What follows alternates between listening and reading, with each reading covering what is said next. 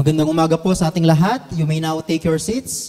Muli, palakpakan po natin ang Panginoon sa ating pagsamba sa Kanya sa pamamagitan po ng ating mga pag-aawitan. I invite everyone to please join with me in a word of prayer. Tayo po'y magsimula sa isang panalangin. Let's pray. Amang banal, salamat po sa inyong kabutihan sa amin. Pinupuri po namin kayo, Panginoon. Salamat dahil alam po namin na kayo ay kasama namin. Hindi lamang po ngayon, but all throughout the week, we know that you are with us. And once again, we just want to thank you for bringing us here in this place to worship you together as your people. Maluwalhati po kayo, Panginoon, habang kami po ngayon ay nagkakatipon sa pangalan ng aming Panginoong Jesus at sa patnubay at biyaya ng banal na Espiritu. Pagpalain mo kami, aming Diyos Ama, as we listen to your word. Speak to us through your word. Convict us of our sins. Bring us to repentance. And those people who are here na wala pa kay Kristo, bring them to Christ. Grant them faith and repentance. May you be glorified in our midst and may you strengthen us who are probably struggling. Nawa maging focus namin, O Diyos, ay kayo lamang. Kayo po ang magbigay sa amin ng kalakasan, encouragement. And those of us here who are having doubts right now, please, Lord, address them. And kami po na merong mga karamdaman na nandarito, heal us, Lord. At sa mga nangangailangan po ng kaaliwan, mula po sa inyong banal na Espiritu, be with them. At nawa, Panginoon, magsilbi nga pong kalakasan namin ang bawat isa. Lalong-lalo na po, Panginoon, kami po'y iisa lamang kay Kristo. Kami po'y pare-parehong tinubos ng kanyang dugo. Once again, Lord, we confess to you the reality, the truth, that this church belongs to you, that Christ is the head of this church. He is the one who bought it by His own blood. Kaya naman po, Panginoon, kami na mga tinawag at tinubos mo ay sumasamo po sa inyo. At ang aming pong panalangin ng mga katotohanan ng iyong salita ay amin pong maipamuhay. Especially, Lord, the gospel, may we share it to others with boldness, with clarity, and with joy. Magibayo po nawa ang aming passion in preaching and in proclaiming the gospel to others. Turuan mo po kami, Panginoon. Kausapin mo po kami. Amin pong idinededicate sa inyo ang oras na ito. And we believe, Lord, that you will accept this worship, not because of any merits on our part, but because only of the merits of Christ and Him alone. And therefore, we can rest on that truth. Salamat po, Panginoon. Purihin ka, in Jesus' name. Amen. Kung kaya niyo pa pong tumayo, please. Let us begin by reading our passage for this morning. Tayo po ay nasa chapter 6 na ng 1 Timothy. 1 Timothy chapter 6 verses 1 and 2. Dalawang talata lamang po ang ating titignan sa umaga po na ito. Join me in reading our passage, 1 Timothy chapter 6 verses 1 and 2. Ito po ang sinasabi ng salita ng Diyos. Let all who are under a yoke as bondservants regard their own masters as worthy of all honor, so that the name of God and the teaching may not be reviled.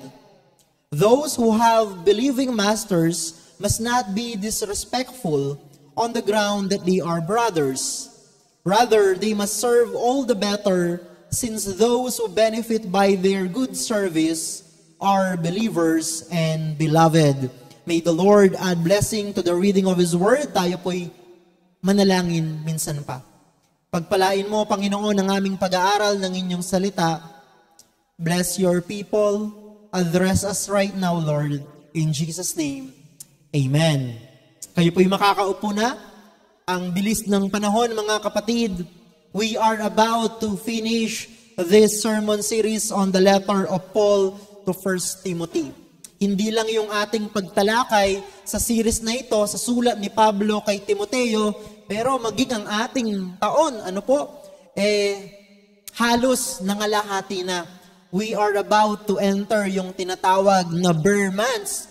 Napakabilis po talaga ng panahon. At ang ating dalangin nawa, naging pagpapala sa atin itong pag-aaral na ito ng sulat ni Pablo kay Timoteo upang nang sa ganon, magsilbing gabay natin bilang mga mananampalataya, bilang mga kabahagi ng iglesia ng Panginoong Hesus dito po sa GCF Pampanga West. Kaya nga po, nagpapatuloy tayo sa ating sermon series, The Church, the Household of God. At ngayon po, this sermon is sermon number 14. And the title of this message is Workplace Ethics. Ayan, Workplace Ethics. Tinuturuan din po tayo ng sulat na ito ni Apostol Pablo kung paano maging mabuting halimbawa sa ating mga hanapbuhay. I believe many of you here are employees, no? Kayo po'y mga manggagawa, kayo po'y merong mga hanapbuhay sa labas, no? You are working to provide for the needs of your family. At yung bagay po na yan ay ina-address din ng sulat ni Apostol Pablo. Because 1 Timothy was written by the Apostle Paul to address issues within the church. At kapag ang pag-uusapan natin ay ang simbahan, alam niyo po, madami talagang mga issues na lalabas po dyan. Madami talagang mga issues na dapat tayong magkaroon ng gabay upang malaman natin paano ba dapat mag-behave ang isang mananampalataya sa loob ng simbahan. Ito pong mga issues na ito, kasama po dito yung behavior of believers in various social situations.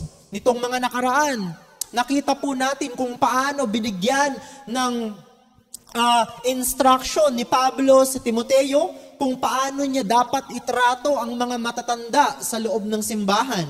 Kung paano niya dapat itrato ang mga kababaihan sa simbahan, ang mga kalalakihan, maging ang mga batang kababaihan. Nalaman din natin kung paano dapat itrato at pangasiwaan ni Pablo ang mga balo sa simbahan na kung saan yung mga nararapat lamang na bigyan ng suporta ang dapat ilagay sa listahan ng mga widow na dapat tulungan ng simbahan. Nakita rin po natin last Sunday kung paano dapat suportahan ng simbahan ang kanyang mga elder when it comes to finances and of course, respecting the office na kanya pong hinahawakan. Ngayon naman, ang tatalakayin ni Pablo, ano ba dapat ang maging behavior ng isang Kristiyanong manggagawa? Ng isang Kristiyano na nagtatrabaho at merong mga amo na above him or her. Alam nyo, concerned talaga si Pablo sa mga bagay na yan. Mahalaga para kay Pablo ang patutuo ng mga mananampalataya. Especially if our workmates, if they knew that we are believers. Napakahalaga po talaga ng patutuo ng mga mananampalataya. In our passage today, Paul addresses how Christian slaves, siguro iniisip nyo, Pastor, alipin, may sinusuportahan ba ng Biblia ang slavery? Alam nyo po, yung slavery, noong first century, hindi po yan tulad ng slavery sa Amerika. Magkaiba po yan. Mamaya titignan po natin ng paliwanag kung ano yung pagkakaiba. Pero kasi during that time, meron talagang slavery. At madami po sa mga tao na naging Kristiyano ay mga alipin, no? So, si Pablo, sila ang kausap niya dito. Sinasabi niya kay Timoteo, ganito ang dapat mong sabihin sa kanila. So Paul addresses how Christian slaves should conduct themselves towards their masters, emphasizing respectful obedience and good work ethics. Isang malaking kabalintunaan naman kung sa isang kumpanya o sa isang opisina, alam ng iyong amo o alam ng iyong katrabaho na ikaw ay isang mananampalataya. You profess to follow Christ, pero hindi nakikita sa iyo yung pagpapasakop at pagsunod sa mga nakakataas sa iyo. At hindi ka nakakakitaan ng isang mahusay na work ethics. Binabantayan tayo ng ating mga katrabaho. Lalo na kung alam po nila na, yung tao na yan, alam ko kung saang church nag-a-attend yan. Sa GCF Pampanga West. They are observing us and they will observe us. Alam niyo po, God commands slaves to respect and honor their masters. Not to condone slavery, but to protect the reputation of the gospel and demonstrate Christian conduct. Hindi naman tinotolerate ng Biblia ang slavery. Pero kailangan po nating makita that during that time, yan talaga ay isang social institution. Ibig sabihin, isang natural na bahagi ng lipunan, yung pagkakaroon ng alipin ng mga may kaya o ng mga taong may kapangyarihan. Noong panahon po kasi na yun, mas madami sa mga mamamayan ng Roman Empire ay mga slaves o mga alipin. And nag-aapil po sa kaisipan ng mga alipin ang mensahe ng Ebanghelyo. Sapagkat ang Ebanghelyo ipinapangaral na ang Diyos ay naging tao.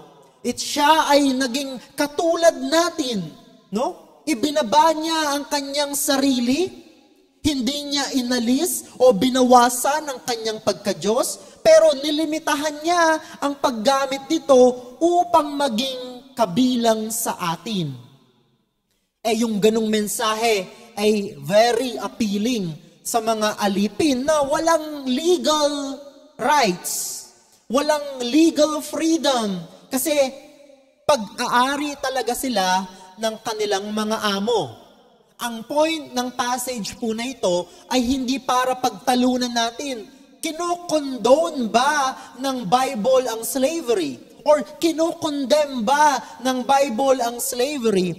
Ang point po ni Pablo dito, whether you are a slave or you are a free man, if you belong to Christ, you are a slave of Christ. And therefore, anong sinasabi? And therefore, demonstrate Christ-likeness. Kasi nung panahon po na yun, meron din namang mga may kaya o mga Kristiyano na nung naging Kristiyano sila, hindi naman nila pinakawalan yung mga alipin nila eh. Meron ding instruction si Pablo sa kanila. The point is, whether you are a slave or not, if you belong to Christ, demonstrate Christ-likeness. And this instruction was given within the context of the first century Roman world where slavery was a common social structure. The Apostle Paul, rather than directly challenging the system, focused on how believers, including slaves, should live faithfully within it. Nanawagan ba si Pablo ng pag-abolish ng slavery noong first century? Wala tayong mababasa sa New Testament na merong mga ganong sinabi ang mga apostol. Of course, sa paglakad ng kasaysayan, meron talagang mga Kristiyano na nag-pioneer upang maging krimen ang pagkakaroon ng alipin. But that is another story. During the first century, sabi ko nga po, isa talaga yung legal social institution, yung slavery. Alam niyo po ba, na yung mga slave o yung mga alipin noong araw, hindi sila yung alipin na ang turing sa kanila parang hayop. Tulad ng Western form of slavery. Nung first century, ang mga nagiging alipin ay mga teacher, mga educator, mga lawyer. Ibig sabihin, yung mga slave, nung unang panahon, hindi lang sila limitado sa paggawa ng mga menial tasks, pero marami sa kanila ay mga considered professional. At sila ay, alam mo yon, they are working as a slave. Kasi either nagkaroon sila ng malaking utang, at para mabayaran nila yung kanilang utang, kailangan nilang ipagbili yung kanilang sarili. So they will render service to their master, at kung ano man yung skill na meron sila, yun ang kanilang gagamitin. So for example, kung sila ay isang educator, they will teach within the household. Alipin sila. Wala silang legal right, pero meron silang dignidad. So that is the difference between the slavery during the first century and the slavery in the Western world during the 18th century. So magkaiba po yan. Para po hindi tayo ma-confuse kapag sinabing slavery. So, the Apostle Paul, sabi ko nga po, rather than directly challenging the system, focus on how believers, including slaves, should live faithfully within it. Ano ba yung reason ni Pablo? Bakit po niya sinabi to? The primary reason for instructing slaves to respect their masters was to prevent the name of God and the Christian faith from being blasphemed and discredited. Kung ang isang alipin o kung ang isang empleyado sa panahon natin ngayon ay hindi nagpapakita ng isang mahusay na paggawa sa kanyang trabaho, hindi nagpapakita ng pagsunod sa kanyang mga boss pagdating sa opisina, that will be a ground to discredit the faith na nagmumula sa mga kasama natin sa trabaho na hindi naman mananampalataya. Ganon din ang sinasabi ni Pablo sa kanila during that time. In other words, Paul wanted Christian slaves to live exemplary lives that would reflect positively on their faith. Kapag ikaw ay isang mabuting empleyado, kapag ikaw ay isang mabuting trabahante, sinong nakikredit if they know that you are a believer? Yung pananampalataya mo. Sasabihin nila, kasi born again Christian yan, kaya napakahusay niyang trabahante. Kasi yan, Christian yan, kaya napakahusay niyang empleyado. Hindi siya nandaraya ng kanyang oras sa opisina. Hindi siya nagnanakaw ng mga gamit sa opisina.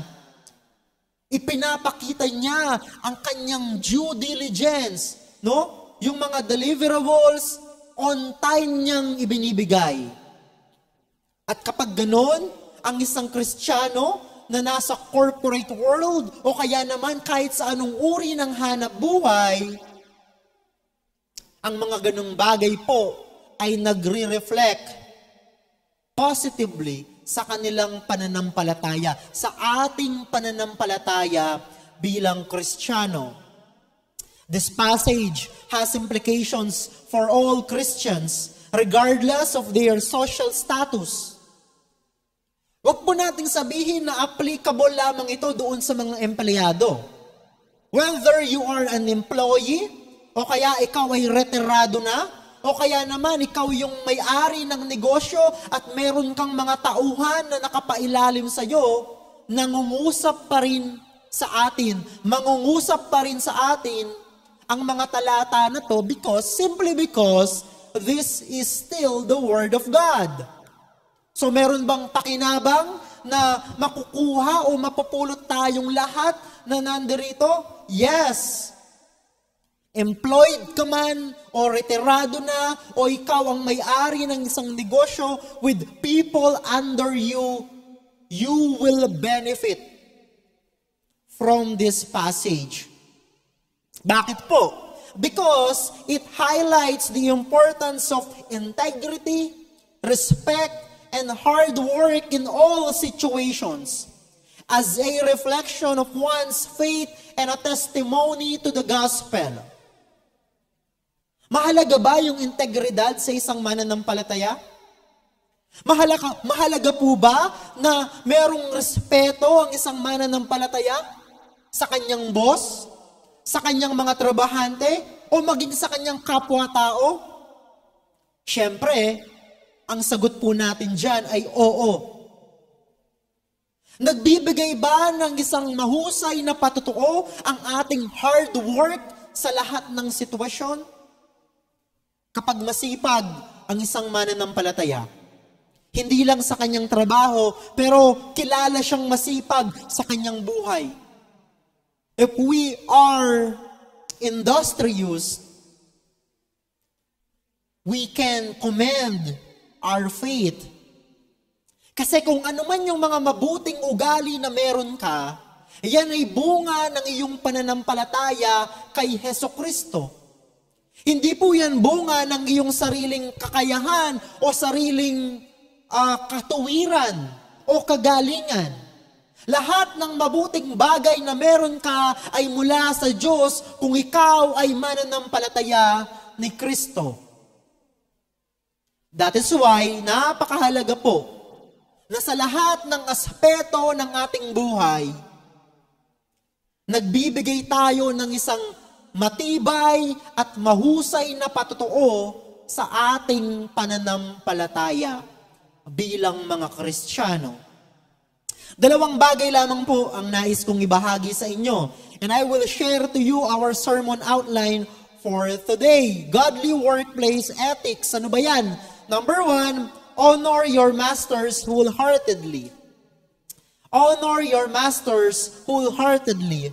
Demonstrating respect completely in the workplace for the sake of God and His teachings. Point number 2, serve with greater diligence. Demonstrating respect with greater diligence in the workplace for fellow believers.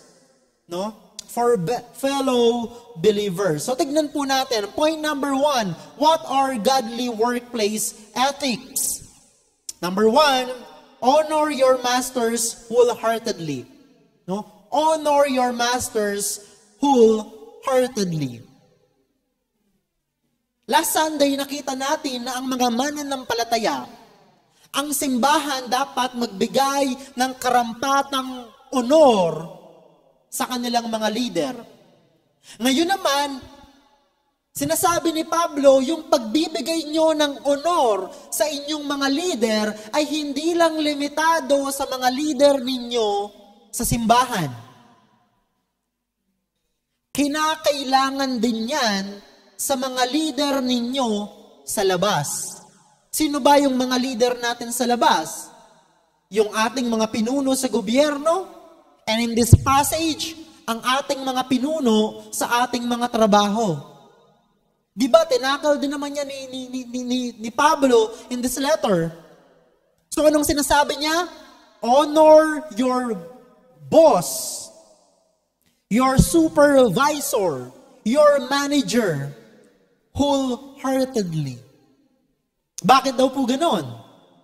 Paano natin gagawin ang pagbibigay ng karampatang honor sa ating mga amo? By demonstrating respect completely in the workplace for the sake of God and His teaching. Alam nyo mga kapatid, I realize, madami sa mga young professionals ngayon, mareklamo.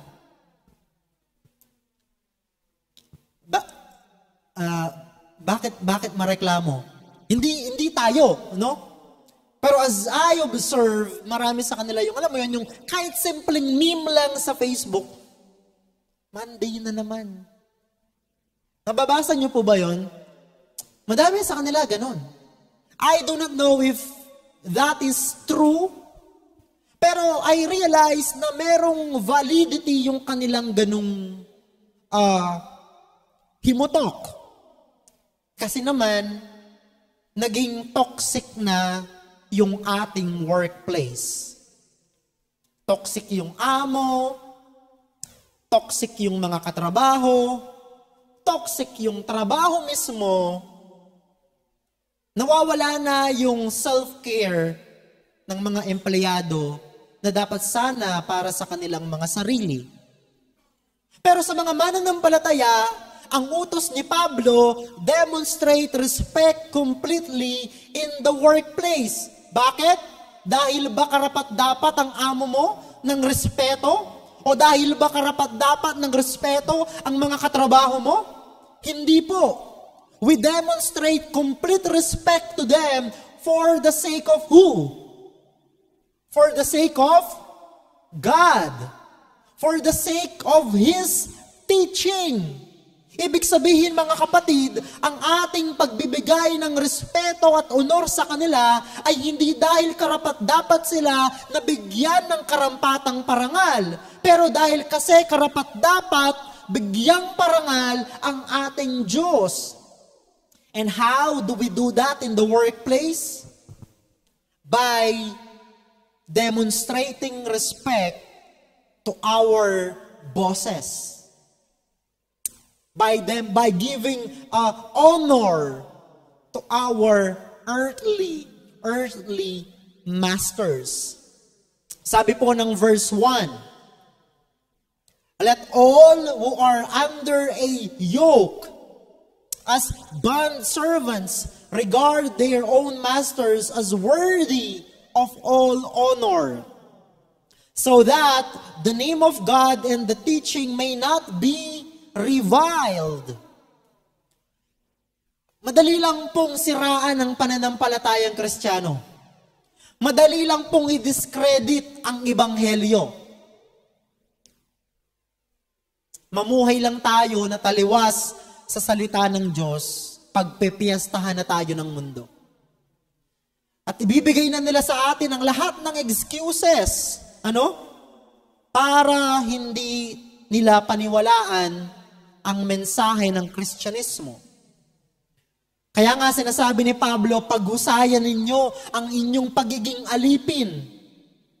Ibigay ninyo ang karapat-dapat na parangal at pagpapasakop sa inyong mga Panginoon. Upang nang sa ganun, wala silang masasabi laban sa inyo at laban sa inyong pananampalataya.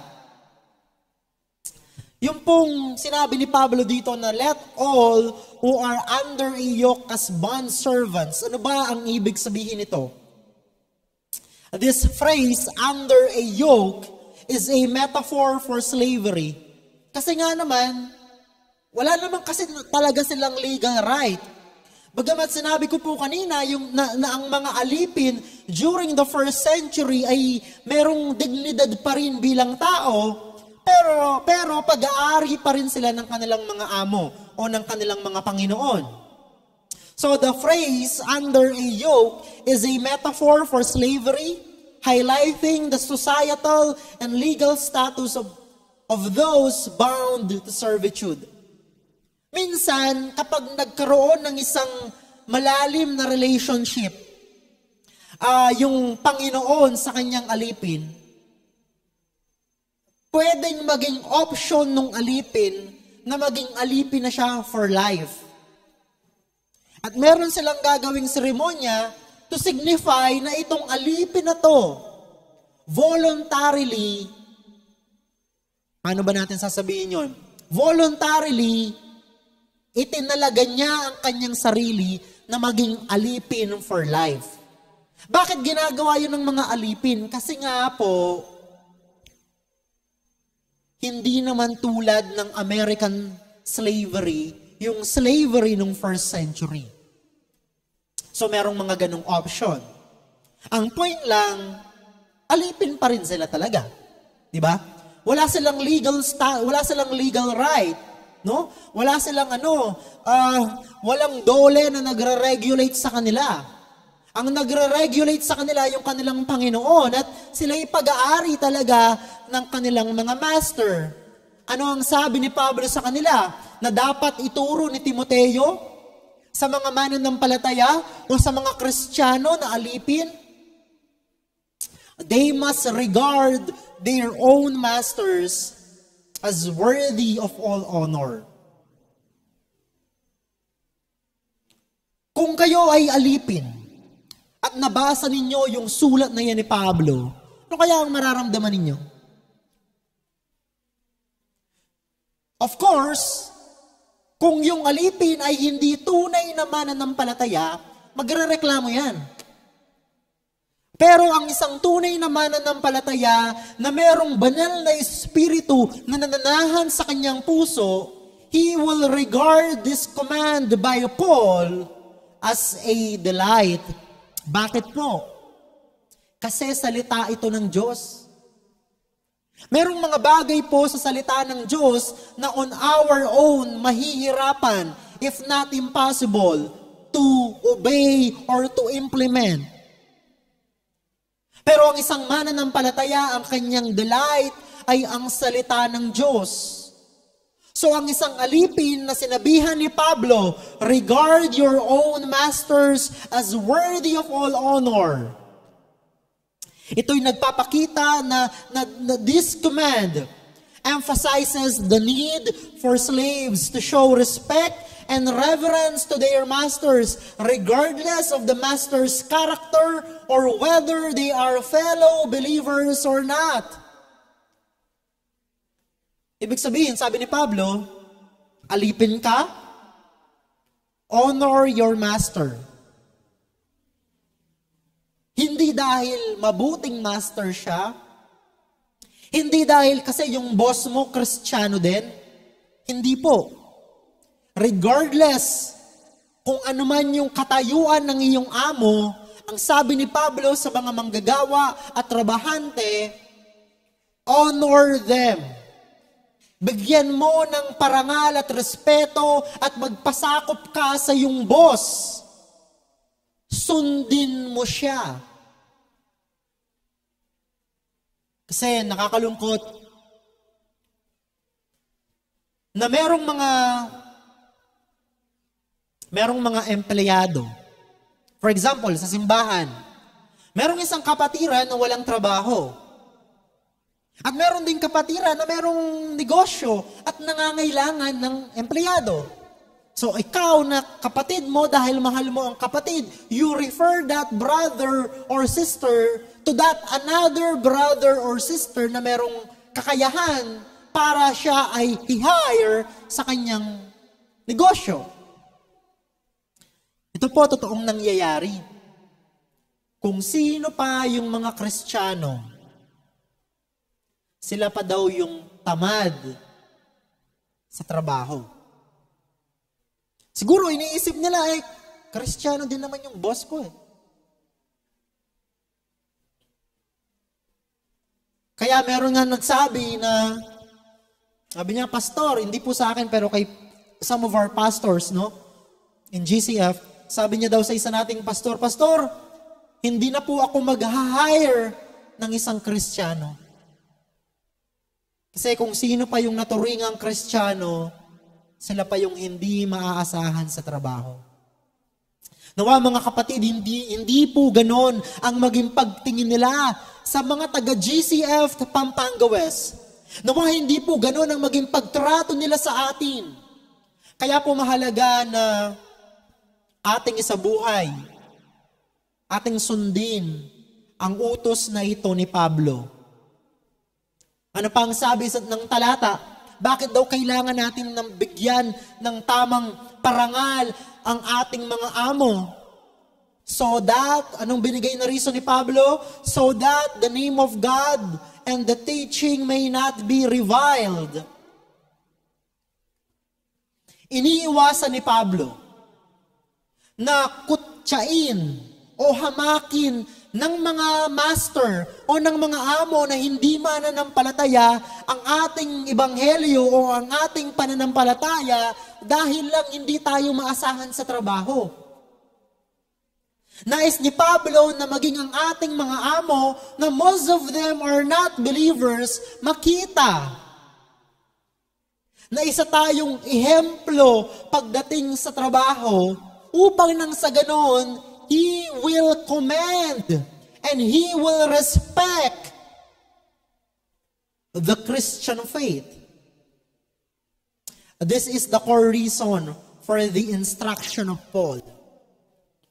Paul is concerned that the actions of Christians, even those in subordinate positions, can impact the perception of God and the Christian message. Huwag po natin iisipin na, Lord, ganito lang ako eh. Wala naman akong malawak na sphere of influence sa aking trabaho. Ako nga po yung may pinakamababang posisyon sa aming kumpanya. So it doesn't really matter how will I behave. Hindi po ganyan ang pananaw ni Pablo. At hindi ganyan ang nais niyang maging pananaw natin.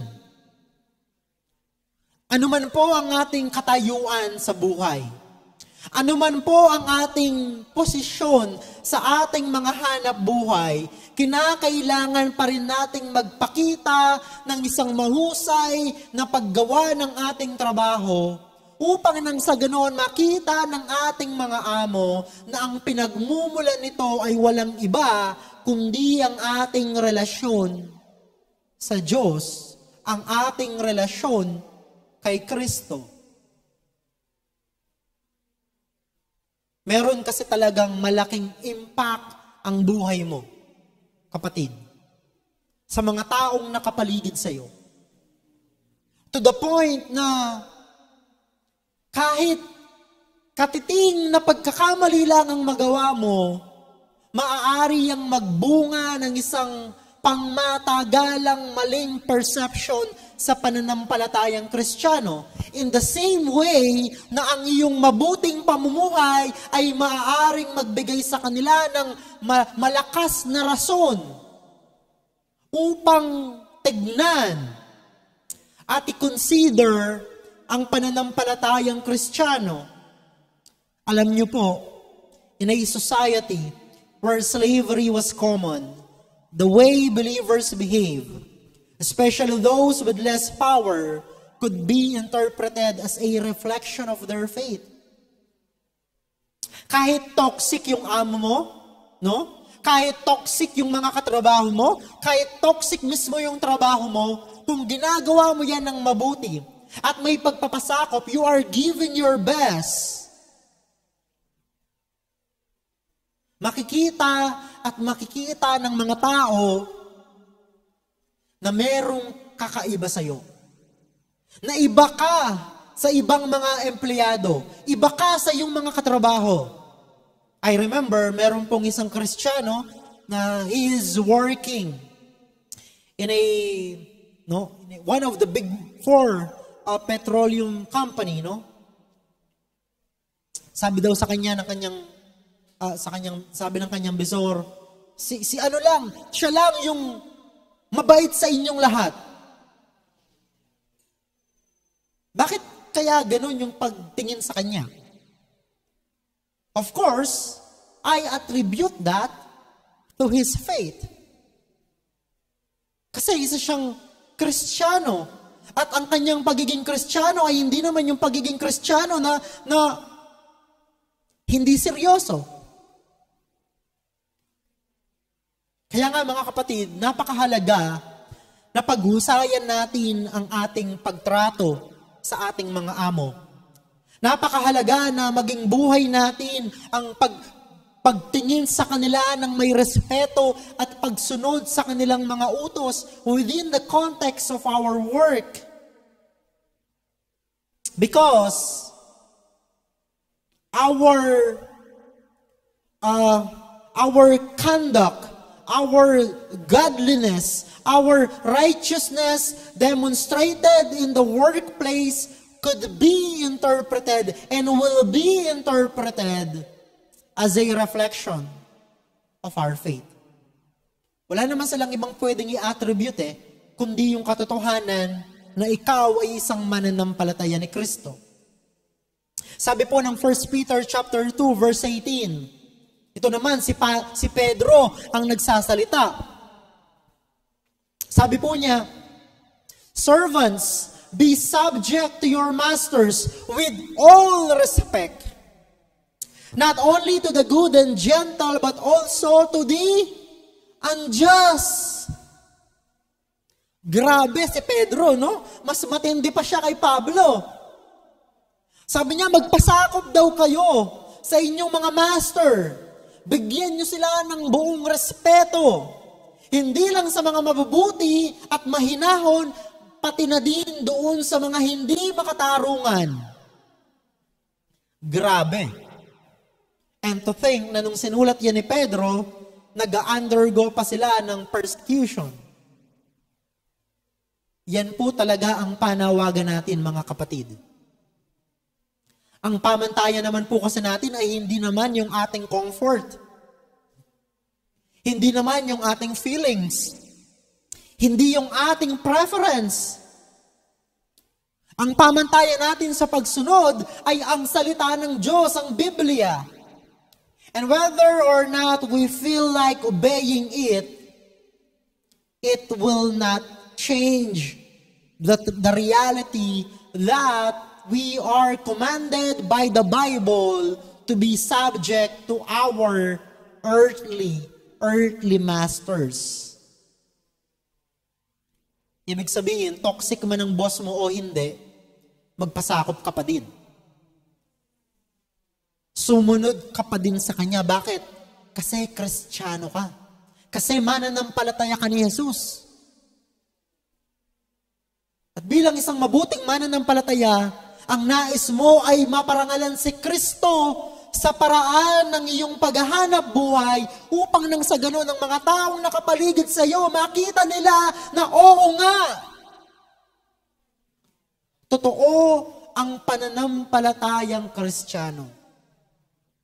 Kaya naman, submit to those in authority, even when those authorities are difficult or unfair.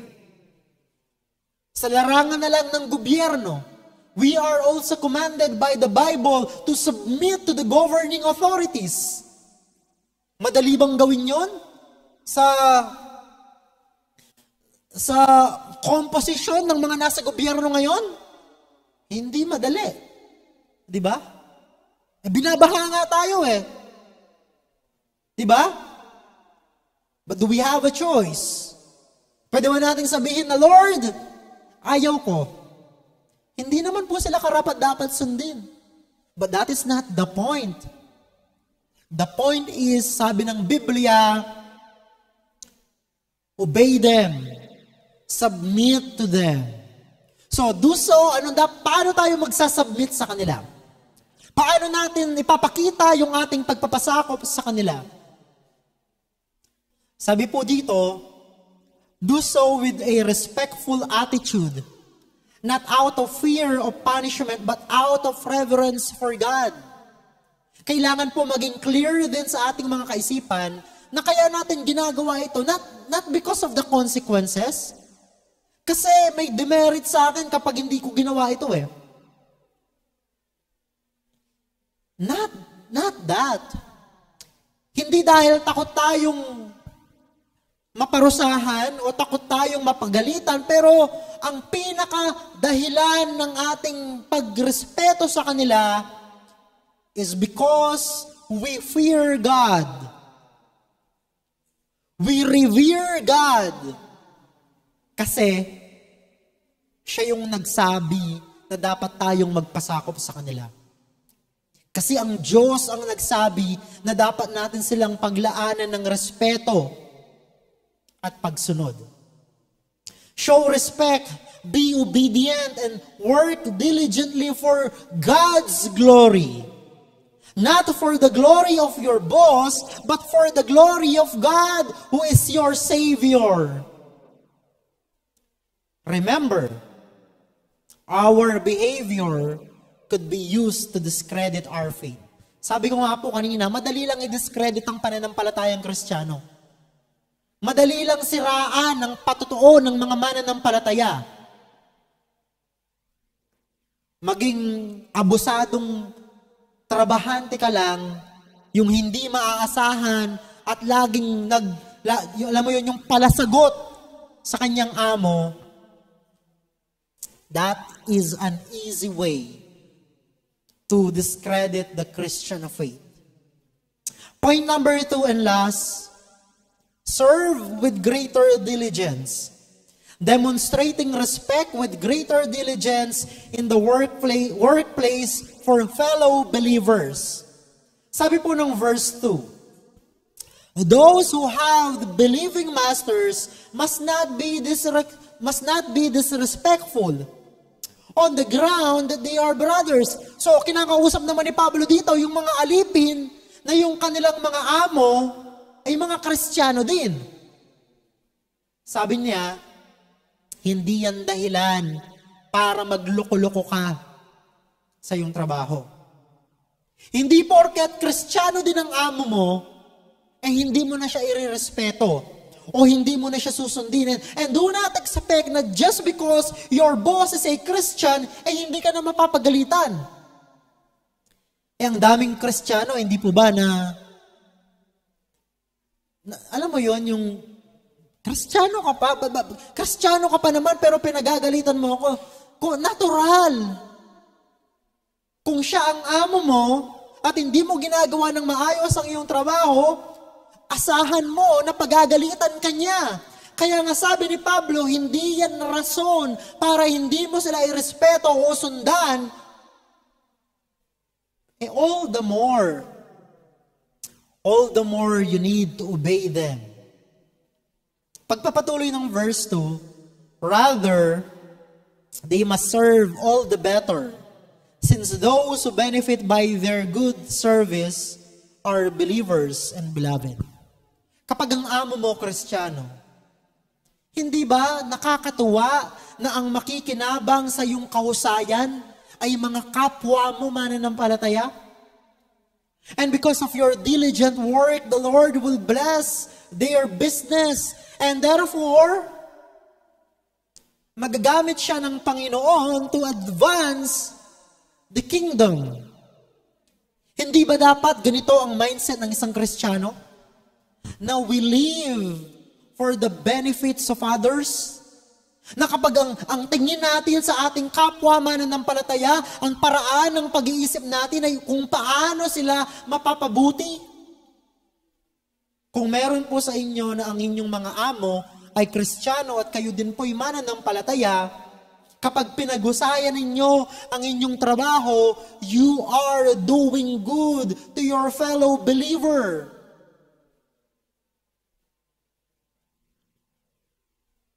Kapatid mo kay Kristo ang makikinabang din sa'yo. Kaya po, those who have believing masters must not be disrespectful on the ground that they are brothers. While slavery was a social reality, Paul highlights that believers should not disrespect fellow believers who happen to be their masters or who happen to be your boss. This emphasizes that Christian identity transcends social roles.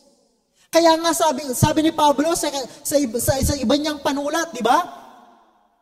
In Christ Jesus, there are no slave, there are no free, no? Lahat tayo ay iisa kay Kristo.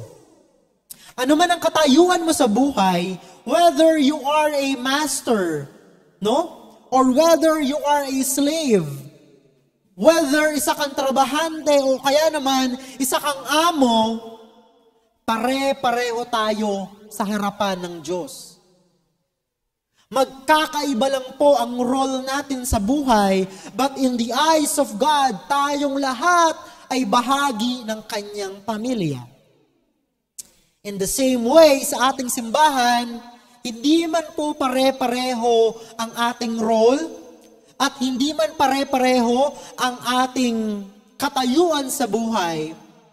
But because of our union with Christ, yung katotohanan na yon ng ating pakikipag-isa kay Kristo ay mas mataas at mas totoo kesa sa ating katayuan dito sa mundo na ito. Rather, sabi pa ng talata, di ba? Rather, they must serve all the better. So kapag kapag Kristiyano ang amo, kapag mananampalataya ang master, ano sabi ni Pablo? Bawasan mo yung effort mo? Hindi, sabi niya, serve all the better. Why is that? Kristiyano Di ba? Kristiyano yung boss mo. Serve him all the better. Kapatid mo kasi. At ang kapatid, sabi ng Biblia, ano daw? Minamahal. Di ba? Wanting the best for them. How can we do that in the context of workplace? Serve them all the better. Instead of using the master-slave relationship as a reason for disrespect, Paul encourages believers to serve their masters even better, demonstrating the love and unity of the church. Babalik talaga sa pagkakaisa ng simbahan Yun ay pagsunod sa panalangin ni Jesus sa kanyang Ama na ang mga mananampalataya dapat magkaisa, maging isa kung paanong ang Ama at si Kristo ay iisa din naman. Kapag ganoon ang relationship, na lumalagpas sa mga social roles and boundaries, na ipapakita natin sa mga hindi mananampalataya na yung ating bond as believers ay mas matibay at mas totoo kesa sa ating pagkakaisa bilang mga tao lamang. In the context whether of family or of workplace. So sabi ni Pablo, mas paghusayan ninyo ang inyong trabaho kapag Kristiyano din ang inyong amo. And sabi niya, since those who benefit by their good service are believers. Ano pang sabi? Hindi lang niya tinawag na believers Are believers and what? Beloved.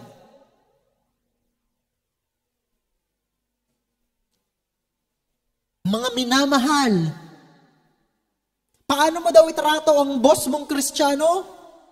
Minamahal. At dahil minamahal mo, anong pagsiservisyo na gagawin mo sa kanya? You will serve them all the better. Why? Kasi mahal mo. Kasi kapatid mo kay Kristo.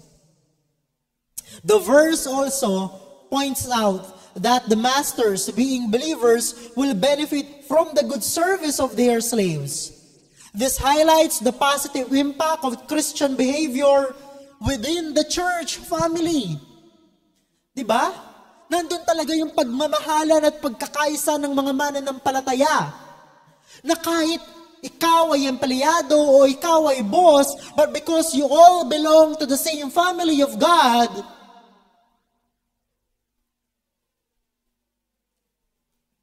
na mas napapatunayan, mas naipapakita na oo nga, ang simbahan ay pamilya ng Diyos. Kasi nagmamahalan at nagkakaisa ang mga mananampalataya. So therefore, mga kapatid, see to it that we would not disrespect fellow believers who happen to be our employers. Nawawala na tayong marinig ng mga patotoo na nagsasabi na hindi na ako mag-hire ng isang Kristiyano kasi kung sino pa yung Kristiyano, sila pa yung tamad. Nawa matapos na ang ganong mga statement.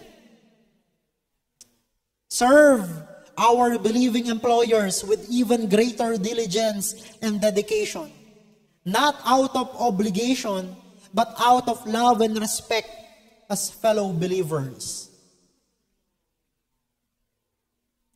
Yung duty mo as an employee, hindi lang yun yung magiging motivation mo. But since your boss is also a believer, it will now be your delight to serve under him. Kasi in your mind, kapatid ko to, paglilingkuran ko siya kasi mahal siya ni Kristo and therefore, mamahalin ko din siya. Show our service as an act of love and respect towards fellow believers rather than a mere duty. Serve with excellence to make an impact to both believers and non-believers. So, gusto nating mapagpala ang ating mga kapatid, gawin natin ang mahusay ang ating mga trabaho.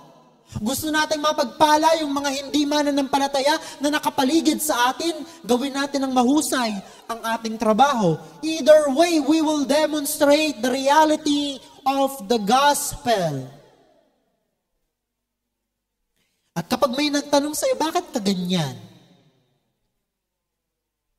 Kapag sinabi mo, because I am a follower of Christ, they will believe right away. Wala nang pagdududa, wala nang tanong-tanong. Hindi tulad ng iba na itinatago nila ang kanilang pagiging Kristiyano sa kanilang trabaho. Ang reason pala kung bakit ganoon kasi para maka-join sila sa kalokohan. No? Nawa, hindi po ganoon tayo. And I believe by the grace of God, hindi po tayo ganon. In closing po, couple of lines pa.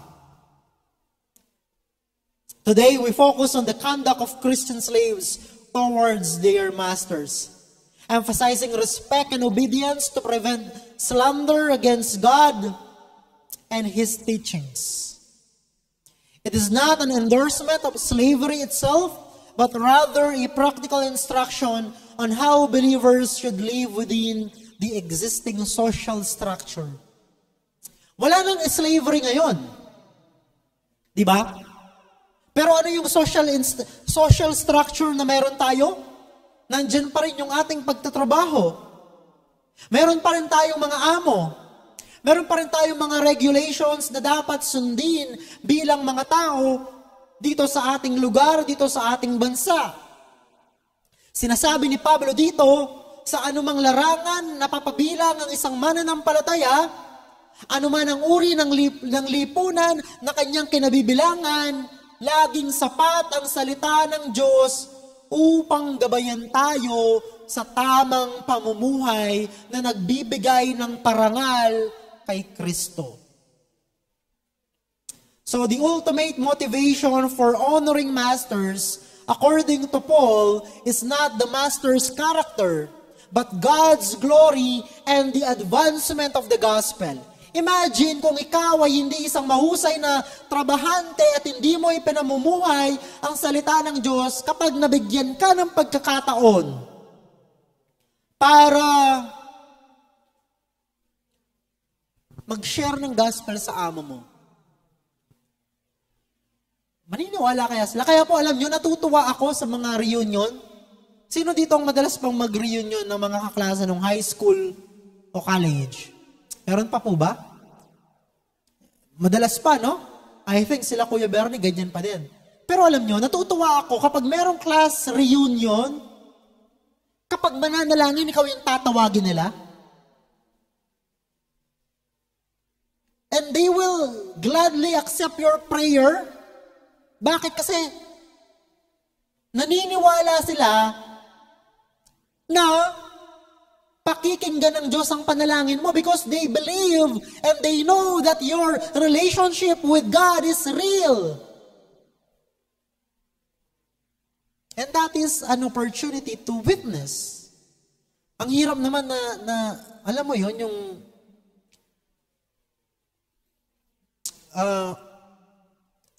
ni mag-opening prayer pag may reunion ayaw nila. In the same way, sa context ng trabaho, kapag ganoon ang ating ugali, nagpapakita ng pagpapasakop at pagbibigay ng honor sa ating mga amo, God can use that as an opportunity for you to speak the gospel to them. Kasi magiging pagpapala ka in their midst.